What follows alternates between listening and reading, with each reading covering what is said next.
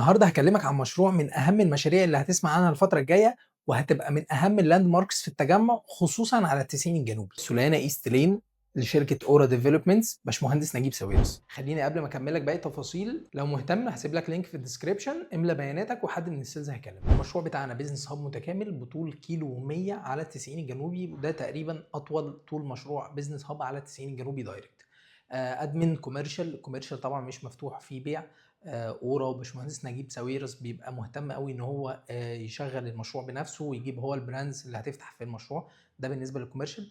بالنسبة للأدمن عندنا فرصة كويسة جدًا فيه من أول 55 متر بيوصل معانا لحد 350 متر، ولو أنت حابب فلات كامل دور كامل هتقدر تاخد فلور بيبقى 1000 متر. زي ما قُلنا ميزة المكاتب كلها إن أنت دايركتلي على التسعين الجنوبي، ما فيش حاجة باصة خلفي خالص على الكومباوند. ممكن حاجات قليلة تبقى باصة جانبي، الحاجات اللي باصة جانبي دي اللي هي في اليو شيب، كده هي باصة على مساحة بلازا من 24 متر لحد 35 متر، فأنت بينك تقريبًا وبين اللي جنبك شارع كامل. كمان نازلين بسعر حلو أوي بالنسبة للcompetitors الموجودين في المنطقة، بنتكلم في سعر متر 220,000 جنيه. 55 متر بتلاقيها عاملة معاك 13.000.000 13.500.000. ده سعر حلو جدًا بالنسبة لحد بحجم أورا وبحجم باشمهندس نجيب ساويرس إن هو ينزل في حاجة زي كده.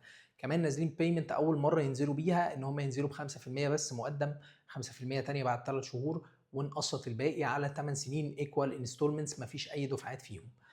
ده برضه ميزة مش موجودة خالص دلوقتي في الماركت في الأدمن والكوميرشال بالذات يعني، إن إحنا نلاقي الpayment plan بتوصل معانا ل8 سنين، فده بيخلي فيه فرصة حقيقية للاستثمار، لأن أنت لما تستلم مكتبك هتلاقي نفسك دافع افريج 60% بس من ثمن المكتب، بعد كده بتلاقيه بيسدد اقساطه، لان انت رينج الايجارات عندك في المنطقه هنتكلم تقريبا 1000 ونص 2000.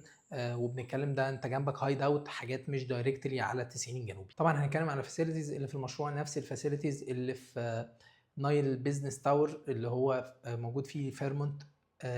فاسيلتيز طبعا انت عندك ريسبشن باي اورا. انت لو شفت دخلت اي حد دخل قبل كده الفيرمونت هيعرف قد ايه اورا وباشمهندس نجيب ساويرس بيهتم قوي بكواليتي الحاجه مهما عدى عليها الزمن. يعني انت بتلاقي المينتننس زي ما هي المشروع عدى عليه 25 سنه ولسه ستيل زي ما هو، نفس الديزاينز موجوده، نفس الكواليتي موجود، نفس الفاسيلتيز كلها مهتم بيها جدا، ومهتم جدا بالنظافه بتاعه المكان، مهتم جدا بالاوبريتنج بتاع المكان. كمان في فرصه بقى مميزه قوي مش كل الناس بتاخد بالها منها ومش كل الناس بتعرضها، ان انا بقدر بعد ما استلم المكتب بتاعي بشطبه وبديه لاو بي ام. مين او بي ام؟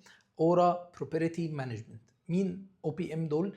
ده حاجه تبع اورا فاسيلتي مانجمنت، هم بيمانجوا اليونت بتاعتك، هم بيأجروها لك وبيجيبوا لك العائد جاهز. وكده كده انت عارف ان حاجه زي باشمهندس نجيب ساويرس لما بيبني بروجكت جديد بيبقى الكواليتي بتاعه قويه جدا، فكده كده مفيش حاجه بتبقى متاحه فيه. فانا كمان بوفر لك ان انا هقدر اجر لك اليونت بتاعتك في حاله ان انت لو ما قدرتش تلاقي كلاينت لليونت بتاعتك ان هو ياجرها منك. كده كده احنا عارفين دلوقتي ان في التجمع المساحات الصغيره هي اللي عليها طلب جامد وعليها ديماند كبير، المساحات 60 متر 70 متر 80 متر، فانت هتقدر تاخد حاجه ب 15 مليون جنيه على 8 سنين وقسط مش كاش، وتقدر بعد كده تأجرها وتجيب لك عائد كويس. لو انت مثلا حد بيفكر ان انا قدام عايز حاجة اضمن بيها استثمار كويس ودخل كويس يخش لاولادي بعد كده، انا مثلا هوصل سن التقاعد وعايز حاجة تصرف عليا او حاجة تدخل لي دخل كويس، ده هيبقى اوبشن حلو جدا بالنسبه لك. هسيب لك برضو ارقام على الشاشه، تقدر تستشيرني في اي حاجه. لو عندك اي استشاره عقاريه تقدر تكلم اي رقم من الارقام الموجوده على الشاشه وهنقدر نفيدك ان شاء الله.